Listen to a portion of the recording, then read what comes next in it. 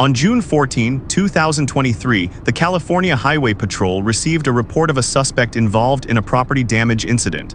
The suspect quickly fled in a silver pickup truck. Once spotted, he drove at high speed, creating a serious danger to people on the road. Officers who are available to join the pursuit and help out however they can, but they very rarely, extremely rare, to see them mingle with other agencies unless it's really a need for mutual aid, and that is very, very rare. And you can see him blowing through red lights here. Another wild left turn there onto Willow, another red light here through Earl. No cross traffic there, but you can see them actually going through the red lights with him. Again, those same units maintaining pressure here, not even backing off at all. They are right behind him again, as you mentioned, and as Mike expertly said, this car is capable of speeds much faster than we have seen thus far in this pursuit. So it looks like he's now on Long Beach Boulevard, a right southbound turn onto Long Beach Boulevard. This will take him. The vehicle sped through red lights, weaving across multiple intersections and forcing other drivers to brake hard to avoid collisions.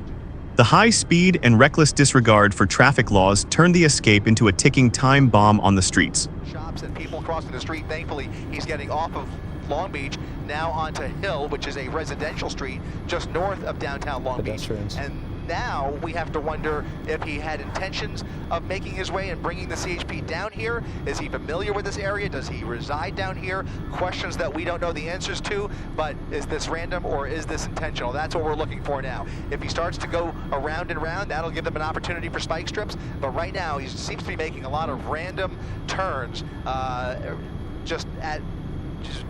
I said, just randomly. He made some distance on that turn there. The CHP is still behind him, but they've dropped back just a bit. And now he goes right, but boy, some really aggressive driving, even going into oncoming traffic or on the oncoming lane, at least really cutting these corners pretty tight. But either they're letting him get some distance and trying to back off a little, or he's truly doing it on his own with that car. He's zigzagging. He is literally zigzagging his way through here. That's a tactic to try and lose those officers. They're going to continue. Again, they know where he's making those turns because of the helicopter. They just can't go at the same speed he's going down residential streets. They have to slow down a little bit, but they know where they have to make turns. They know where he is, and so they're going to continue as best they can to keep up with him. But 90 miles per hour down MLK Jr. here on a surface street, very, very concerning. This is a very concerning situation. Comes to a full stop. Here comes the driver. No other passengers, just the driver jumping out of the vehicle. He is now on foot looking, okay, look at this. Is this a stranger's home or does he know this person? Nope. He is certainly making this up now. Is he going to try? What's he doing here? What is he doing? Okay, hands up, giving himself up. Giving himself up. He sees CHP. They're going to make communication here. Guns drawn. The chase ended when the suspect abandoned the vehicle and tried to flee, but minutes later police caught up, and he surrendered with his hands raised. Officers quickly moved in and handcuffed the suspect, and fortunately no one was injured in this incident. He is not going to put up a fight, and this pursuit coming to as safe of a possible resolution as you could have possibly imagined. It really couldn't end any better than this, because that was very, very scary when you consider the speeds he was going. Yeah, that came to a very fast ending, and look at this. You know, the youngsters with their cell phones have to get a little shot of this, but part of the danger of these pursuits, if he would have continued on in this neighborhood at that high rate of speed, there are pedestrians, there are kids out, no school tomorrow, etc., a lot of danger zones. We are so lucky that this guy decided to get smart, even though truly that wasn't his intention in the beginning, but when he found that he had nowhere to go, he did give up, and he gave up without a fight. So thankful there. Nobody was hit, no injuries that we know of. Colleen, it's worth reiterating, for the second time this week, we have seen the California Highway Patrol apply tremendous pressure on yet another suspect running from the law at high speeds, very dangerous maneuvers, and yet they were still able to keep up with him. And not only were they able to keep up with him, they were willing to give those officers the authority to continue the pursuit, to bring this person into custody as safely as they possibly could. It is so interesting when you cover these pursuits for a living to see the various tactics change over time. This incident serves as a warning that an act seemingly minor, such as vandalism followed by fleeing, can quickly escalate into a situation that endangers the lives of dozens or even hundreds of innocent people. Very, very aggressive tactics. On the afternoon of August 26, 2025 in Los Angeles, police pursued a suspect with a prior homicide record. The suspect first drove a pickup truck, then switched to a Mazda, speeding through multiple crowded roads. The chase quickly became a major danger to the community as numerous vehicles and pedestrians suddenly faced the risk of collision. People know to not drive into these intersections because this person is not stopping. But this began with a Chevy truck with a murder suspect. You're watching Eyewitness News. By the way, this is special coverage of this car chase that has been ongoing now for about an hour and a half. So we thank you for letting us interrupt programming to let you know what's going on here.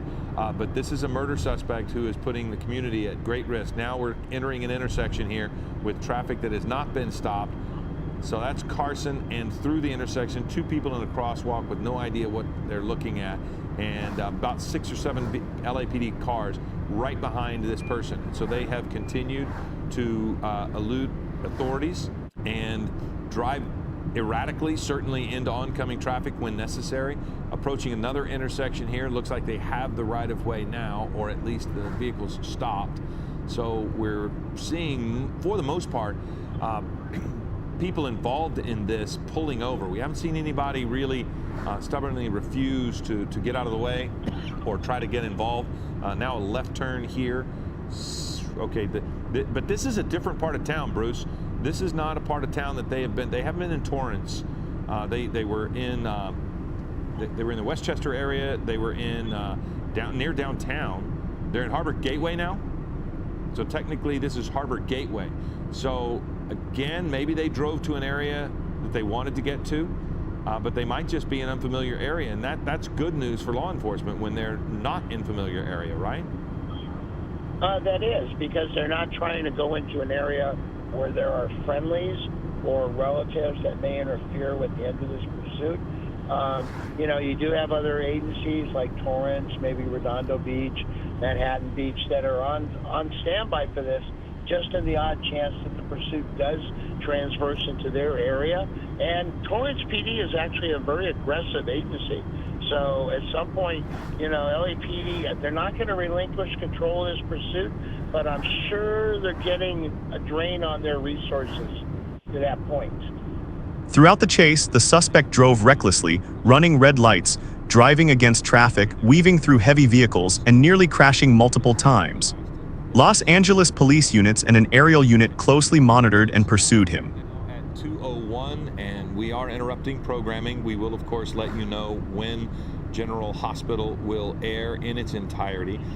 We're following this due to the danger to the community because there is a murder suspect in the back of this vehicle. There are probably 3 people in this vehicle. We've confirmed through LAPD that there are 2, but it does appear as if we've seen 3.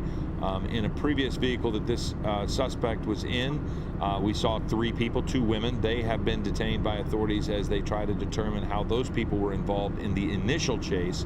But the suspect here is, they were on 223rd, and now they're in Carson, heading on Vermont. So Vermont is a familiar road that we've been dealing with so far, Bruce. So maybe they're southbound, so now maybe we're kind of beginning to move back into areas of familiarity for the driver.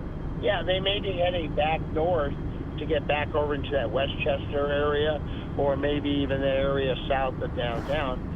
But I think LAPD is definitely weighing the opportunities to do a pit maneuver and end this pursuit. We're getting word maybe they might be heading in the direction of Long Beach. Sometimes it's difficult to see, but they're on Vermont, and so now you see that person trying to move out of the way. Very, very slow now. Have really gotten a lot slower here.